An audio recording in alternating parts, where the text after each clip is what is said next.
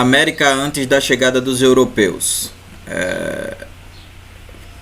Começar essa discussão é sempre uma questão bastante relevante. A gente pensar, por exemplo, quais são as imagens que nós temos relacionadas ao que era esse continente antes da chegada dos portugueses e espanhóis. Eu acho que algumas coisas nos vêm à mente, e eu falo isso por experiência própria, porque antes de eu ter contato com essa discussão, era o que eu imaginava, né? Então, quando a gente fala do continente que foi localizado pelos europeus, né, no século XVI, a imagem que vem à mente, primeiramente, é a ideia de um território pouco ocupado, né? Como se o continente, na verdade, tivesse poucos grupos de povos autóctones, de povos nativos, e você não tivesse assim uma ocupação real do que era esse território. Essa talvez é uma das primeiras coisas que nós temos que questionar, porque ela é uma impressão errada, né? O continente ele estava totalmente preenchido por povos nativos. Esses povos, eles basicamente estavam transitando o tempo todo no interior do continente.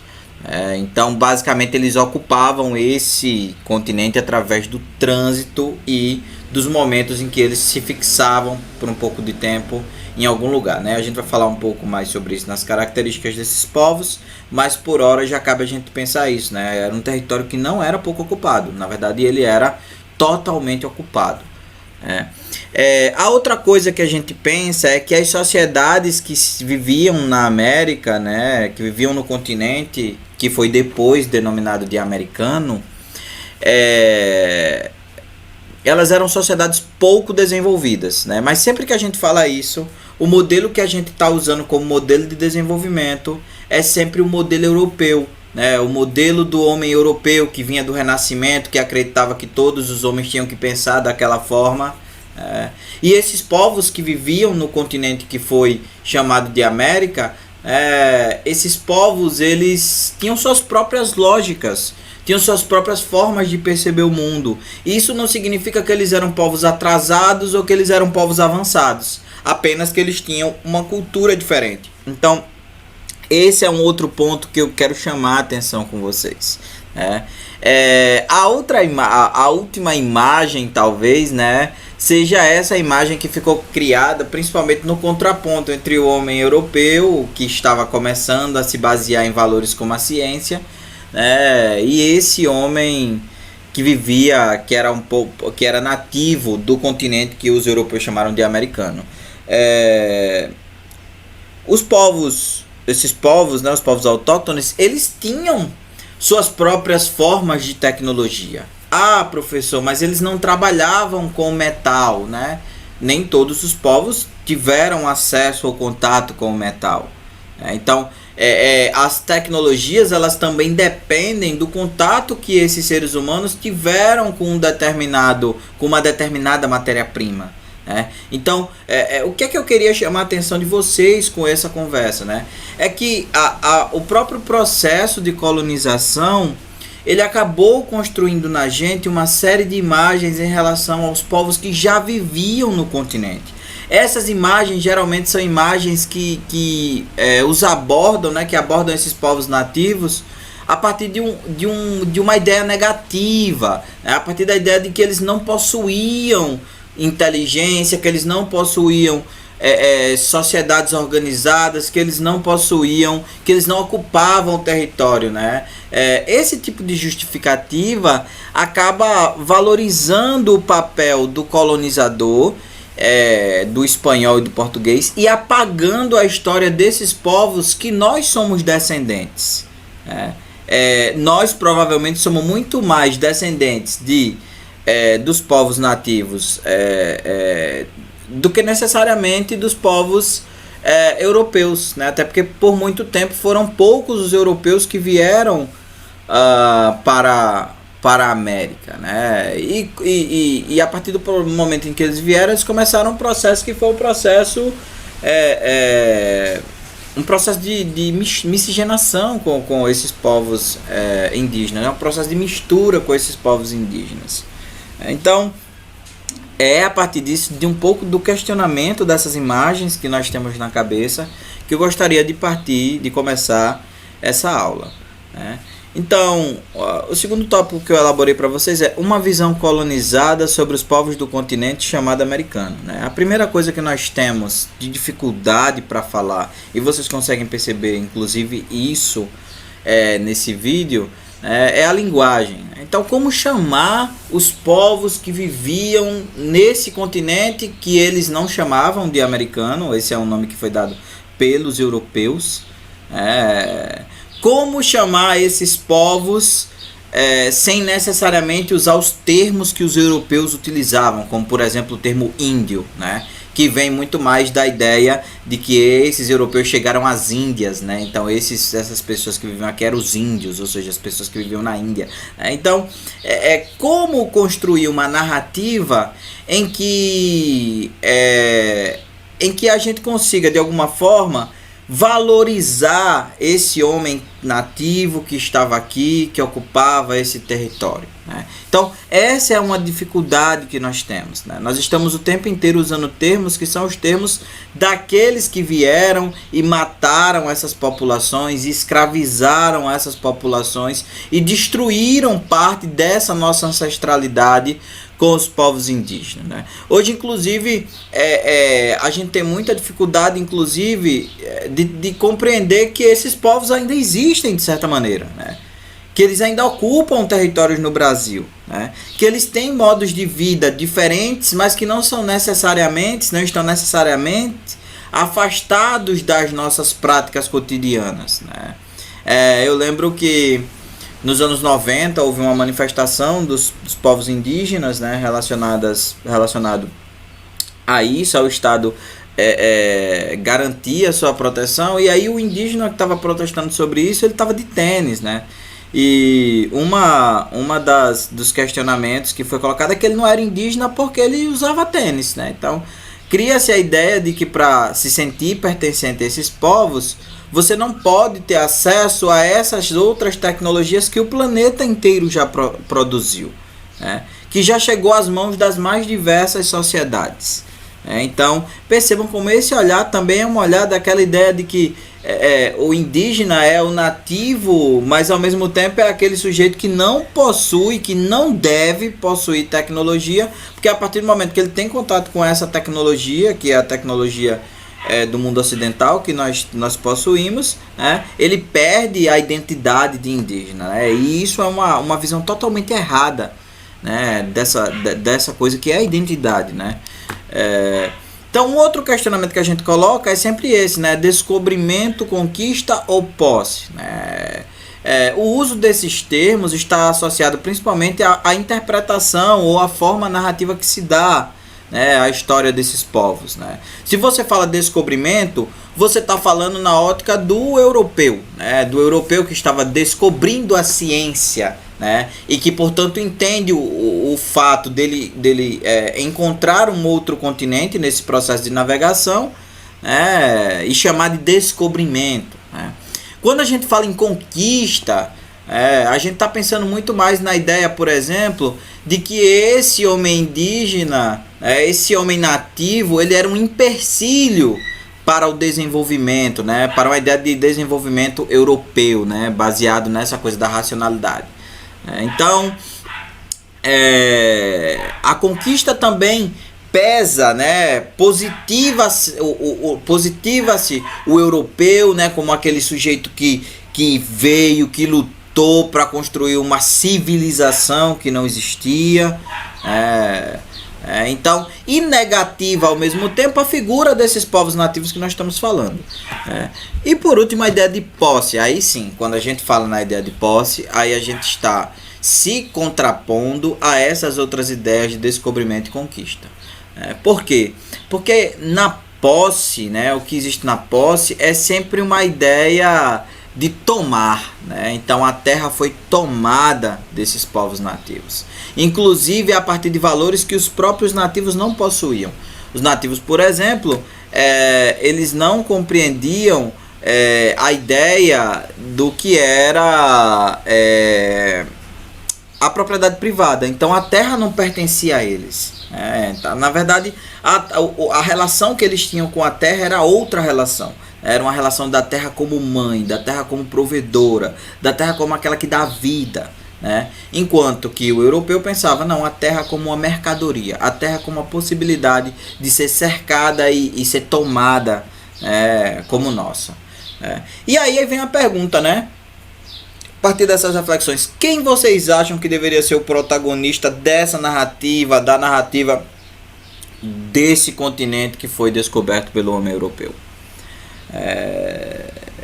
Eu acredito, isso é uma posição minha, né, que a narrativa deveria partir muito mais dos nativos, né, principalmente como sendo os povos que estavam nessas terras e são os povos que nos originaram de certa maneira, do que necessariamente na figura do português que basicamente assaltou, né, essas terras dos povos nativos. Esses povos autóctones, como eu estou chamando, né, autóctones e nativos é a mesma coisa, ou seja, são povos originários da terra, né, da própria terra. Então, a gente pode dizer que eles eram povos diversos, né, são vários. A gente vai falar aqui de alguns, mas nem de longe, né, isso abarca a diversidade, porque a gente está falando assim de cerca de centenas de grupos diferentes. Eles eram grupos seminômades, então eles se movimentam, mas também em algum momento eles se fixam em alguns lugares. Alguns deles ficam nessa região por muito tempo. Geralmente tem muito a ver com um elemento religioso. O elemento religioso sempre aponta para novas terras, para novos lugares, e aí eles vão se movimentando. Eles vivem em organizações tribais, né? Tribais significa dizer que assim, raramente você tem um direito escrito, né? São as figuras de liderança, né, que organizam essa sociedade, né? Há uma divisão do trabalho, né? Esses povos, eles basicamente praticavam a agricultura, a caça e a coleta, né? Alguns deles também realizavam por exemplo, a pecuária, né? Mas não são todos. E eles disputavam territórios com recursos. Ou seja, existia todo um processo de dividir o espaço, mas ao mesmo tempo, quando se passava por momentos de escassez ou pela necessidade de conseguir determinados recursos, eles guerreavam entre si. Geralmente, essas guerras ou terminavam em processos de escravidão por guerra, né? Ou basicamente o que você tinha era um processo de conquista mesmo do outro território, e aí a expansão, né, do espaço que normalmente esses grupos viviam, né? Em outras palavras, é a conquista do território do outro, e a partir disso você transforma o outro em escravo, ou transforma esse outro em parte do seu grupo. Os principais povos da América Espanhola, que é os que eu pretendo me dedicar hoje, né, são os incas, os maias e os astecas.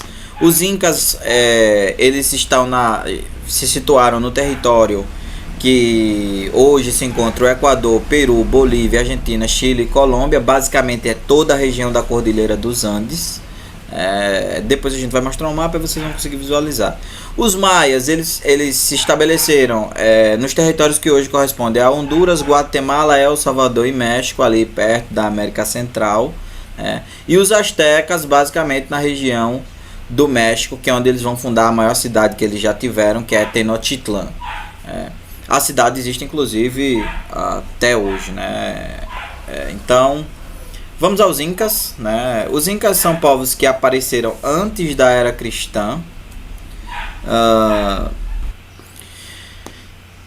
Então eles desenvolveram um império que se estendeu pelo Peru, Bolívia, Equador e Argentina. É possível ver aí no mapa, né, como esse império era um império gigantesco, que vai ser dividido entre três figuras, né, que administravam esse território, tendo sua capital na região de Cusco, que é o Chinchaysuyo, o Antisuyo e o Collasuyo, né? Esses grupos, basicamente, eles estavam durante o momento em que houve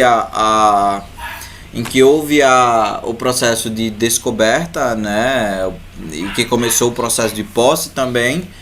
Então eles estavam se expandindo, né, para a região que ficaria, que depois seria constituída como o Brasil.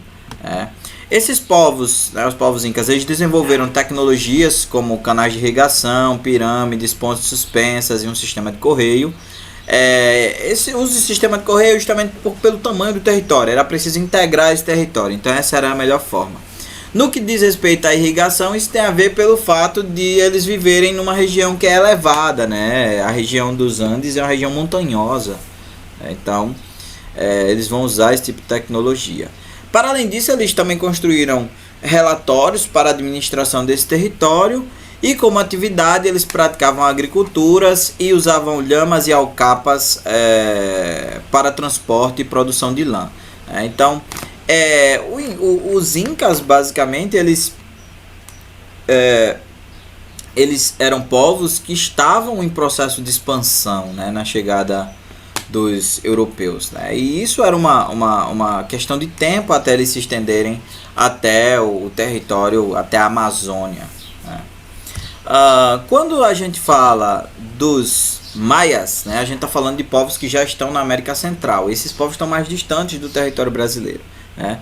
Quando os espanhóis chegaram, né, ao continente que chamaria americano, esses povos estavam em vias de desintegração, né? Ou seja, eles estavam desaparecendo.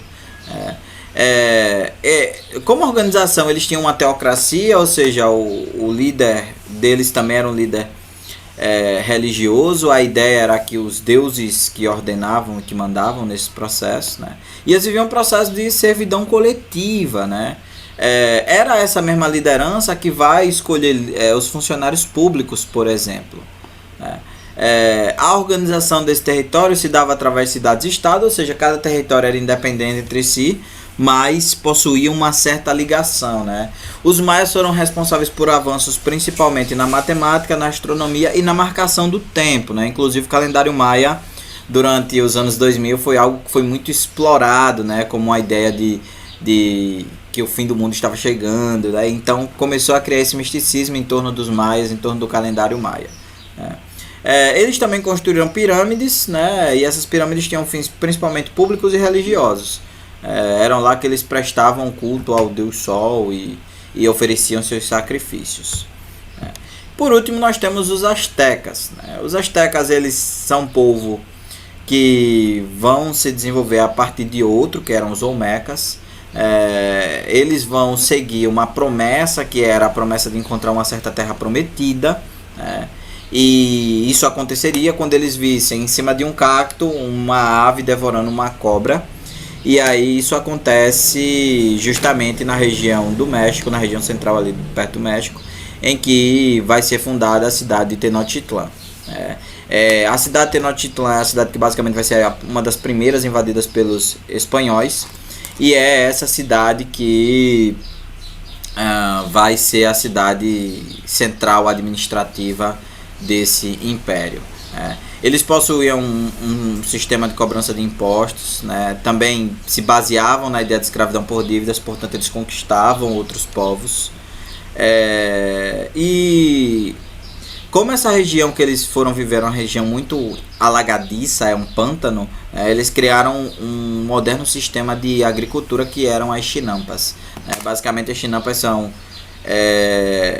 uma espécie de jangadas com terra em que você planta em cima da jangada e ela basicamente se torna uma espécie de lugar de cultivo em cima da água, né? Então as chinampas foram uma tecnologia desenvolvida pelos astecas. Então vamos à atividade.